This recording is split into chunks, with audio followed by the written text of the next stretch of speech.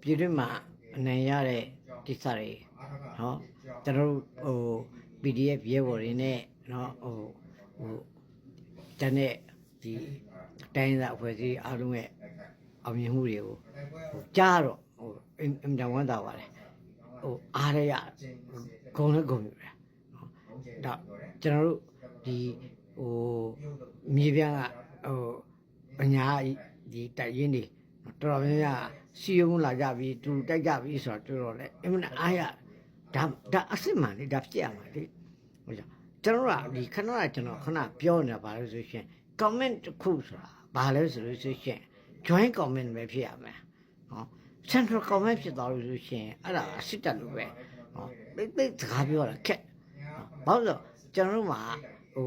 မတူညီသောနော်အင်အားစုမဲ့နဲ့မတူညီသောအယူဝါဒဖြစ်မယ်မတူညီသောလူမျိုးစုတွေဖြစ်အဲ့လိုဟာမျိုးကျွန်တော်တို့ကလုပ်နေရတဲ့အခါကျတော့ကျွန်တော်တို့က join comment ပဲလုပ်လို့ရတယ် central comment တောက်လို့ဖို့အတွက်ကိုကျွန်တော်တို့ကဒီဘဟုဦးစီးရဲ့အစိုးရဆိုမရှိဘူးအဲ့တော့တချို့ပြောတယ် NUG ကဘဟုအစိုးရလေးဆိုတော့မဟုတ်ပါဘူးဒီလိုပြောလို့မရဘူးเนาะအဲ့ဒါကိုတော့ကျွန်တော်ဘယ်လောက်ပဲဆဲမဆဲကျွန်တော်ကရိုးသားပဲပြောတာ NUG ဒီဘဟုအစိုးရဘယ်တော့မှမဖြစ်သေးဘူးဘာဖြစ်လဲဆိုရင်သူ့ရဲ့ဒီဘော influence ပေါ့နော်ဩဇာလွှမ်းမိုးမှုကမရှိဘူးဘာလို့မရှိလဲဆိုရင်မှားခဲ့သူအရင်မရှိဘူးလားရှိတယ်အရင်တော့ NUG ကိုကျွန်တော်တို့ကဒီဘာခေါ်မလဲဆိုတော့ဘိုးအစိုးရဖြစ်ဖို့အတွက်ကိုကျွန်တော်အများကြီးကြိုးစားကြတယ်နော်ဒါပေမဲ့ NUG ကမပြောင်းလဲဘူးဒီတိုင်းပဲနေတယ်ဘာမှမလုပ်ဘူးဆို NUG လုံးမလုပ်လို့ကျွန်တော်ပြောတာမဟုတ်ဘူးနော်ဘာလို့ခေါ်လို့ဆိုရှင်ဒီကျွန်တော်တို့ physics ပေါ့နော်သိပ္ပံရဲ့သဘောတရားကျွန်တော် physics သဘောရပြောကြောက်တုံးယူတွန်းကြောက်တုံးအားနဲ့မှလည်းတွန်းတယ်ကျွန်တော်အားဆိုင်နေတယ်လို့ပြောပြီးမဲ့သိပ္ပံရဲ့သဘောရကတော့အဲ့ဒါအရွေးတစ်ခုမဖြစ်အလုတ်ဆိုတော့ပေါ်မလာဘူးเนาะဟုတ်မလားเนาะဒါသိပ္ပံသဘောတရားရိုးရှင်တဲ့သဘောတရားတလက်မရွေးရင်တော့မင်းအဲ့ဒါအလုတ်တစ်ခုဖြစ်တယ်เนาะဆိုတော့မင်းရဲ့သုံးတဲ့အင်အားရဲ့เนาะကြောက်တုံးရဲ့အရွေးဒါဟုတ်မှမူတည်ပြီးတော့မှကျွန်တော်အလုတ်ဖြစ်တယ်ပြောတာဟုတ်NUG ပေါ့လေ NLD နဲ့ NUG ကဘာတွေလုပ်လဲယူဘာရွေ့သွားတာလဲနော်ဒါကိုကျွန်တော်တို့ကလေ့လာတဲ့ခါကျတော့ဘာမှမရွေ့ဘူးအဲ့တော့NUG ကဘလုပ်တာလုံနေတယ်တွန်းတယ်အားဒီနဲ့တွန်းတယ်မရွေ့ရင်အလုံးမဖြစ်ဘူးနော်ဒါတာမန်သိပ္ပံသဘောတရားနဲ့ကျွန်တော်ပြောပြတာအဲ့တော့ဒါကိုပြောလို့စိတ်တော့မဆွေးကြနဲ့ပေါ့နော်ဒါ NUG ကိုကျွန်တော်ဝေဖန်တာမဟုတ်ဘူးကျွန်တော်ဆိုတာရွေ့သွားစေခြင်းလို့ပြောတာအားရှိစေခြင်းလို့ပြောတာအဲ့ဒါတော့နားလေဖို့အရေးကြီးတယ်နော်အလကားနဲ့လာဝေဖန်နေတဲ့အကောင်တို့ဒီစဉ်းစားလို့မရဘူးကျွန်တော်တို့ကတယောက်နော်ပွင့်ဝင်လင်းပြောဆိုတာအကောင်းတယ်နော်ဒါမှမဟုတ်ကျွန်တော်ပွင့်ဝင်လင်းပြောဆိုတာကြိုက်တယ်မကြိုက်ကြတော့မတတ်နိုင်နော်နောက်တစ်ခုကတော့ကျွန်တော်ခဏပြောလို့ပဲကျွန်တော်ခြံလေးကလူကကျွန်တော်ရဲ့အမာခံကြည့်လာမှ22ယောက်ပဲခါကျရင်20မပြည့်ဘူးဘာကျွန်တော်အမာခံကြည့်တယ်အဲ့ဒါကြောင့်ကျွန်တော်တို့အချင်းချင်းမှာကျွန်တော်တို့ကတယ်လီဖုန်းနဲ့ပဲပြန်ပြောပါဟာဒီလိုပြောတာဟုတ်တယ်ဒီလိုပြောတာမဟုတ်ဘူးဆိုကျွန်တော်ချင်းပြန်ပြောကြတော့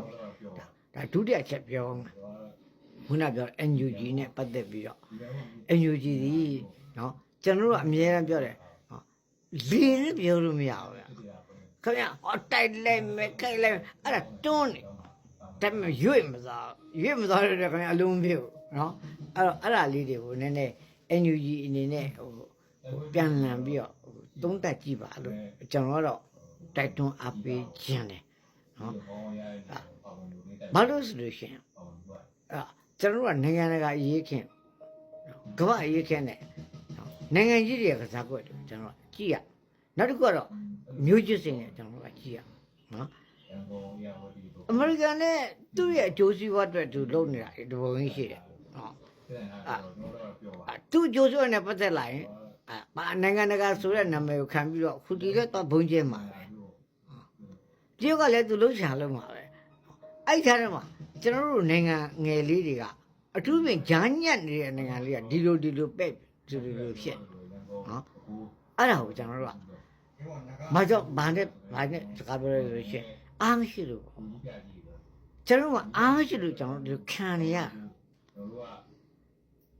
ကျွန်တော်မှအားရှိရပါလား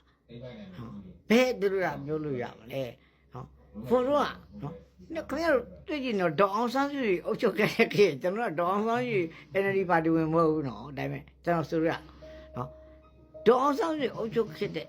အုပ်ချုပ်ခဲ့အစဉ်ခါလာကဒီကမ်ဘောဒီးယားတို့နော်ဟိုလာအိုတို့ဒါအနည်းငယ်ပြောတာနော်ထိုင်းတို့ဘင်္ဂလားဒေ့ရှ်ဆိုကျွန်တော်တို့ဖြုံရတယ်မနာလိုလက်ဖြစ်တယ်ပေါ့ဗျာမနာလိုတော့ဘာလို့ဝိုင်းကြုံချဖို့တော့ကြိုးစားတော့ပေါ့ဒါပေမဲ့ဟိုကပုံစံကြနေတဲ့အခါကျတော့လုပ်လို့မရအဲ့တော့သူကြောက်အခုမင်းအောင်လည်းလက်ကြဘာပြောလဲခုအခုပြောပြီလေဘင်္ဂလားဒေ့ရှ်ပြောတယ်နော်ရခိုင်မှာတဲ့ရိုဟင်ဂျာပြည်နယ်တစ်ခုလုတ်ပေးပါတရုတ်ကိုသွားပြောတာမင်းလည်းပြောတာမဟုတ်ဘူးတရုတ်ကိုသွားပြောတာတရုတ်ကြီးမင်းလို့ဘာလို့တရုတ်ကြီးကဒီနိုင်ငံကိုနော်ဒီလိုလုတ်ထားတယ်ဆိုတာသူတို့ကသိနော်ဒါကြောင့်မလို့ဒါတရုတ်လူစင်ရိုဟင်ဂျာကျွန်တော်မဟုတ်လို့ပြောတာမဟုတ်ဘူးနော်တဲ့အဲ့ဒါကတောင်းဆိုတဲ့ဥစ္စာကအလုံးမဟုတ်လို့ကျွန်တော်ကပြောတာတောင်းဆိုတာအလုံးမဟုတ်နော်ပြောရင်